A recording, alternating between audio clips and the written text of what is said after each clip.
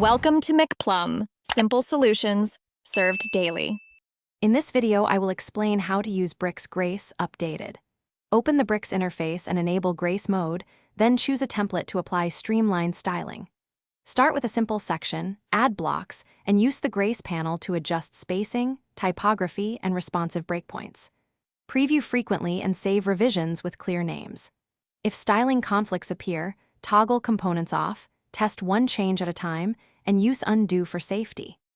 In the Bricks editor, focus on structure and clean classes to maximize Grace benefits. Use global tokens for colors and spacing, then apply component overrides only when needed. Test responsive views at common widths and adjust container limits for consistent layout. Use keyboard shortcuts to speed up repetitive tasks and organize components into folders. Regularly export backups, document custom CSS snippets, and keep a change log to make collaboration frictionless and predictable. Quick recommendation: if you are finding the video helpful, please subscribe and like.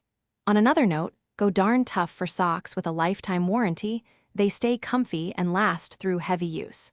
I love pairing dependable gear with dependable workflows. Check the description for the link and other deals, and consider picking a pair for long days on the computer. Thanks for supporting the channel. Now let's get back to the video. Incorporate accessibility and performance measures when using Grace to ensure faster, inclusive sites. Add semantic tags, area labels, and keyboard focus states while testing with screen readers.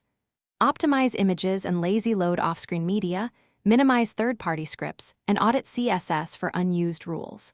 Monitor Lighthouse or similar tools, iterate on bottlenecks, and profile animations to avoid jank. Share clear component usage notes with your team, and run periodic audits to maintain quality and speed.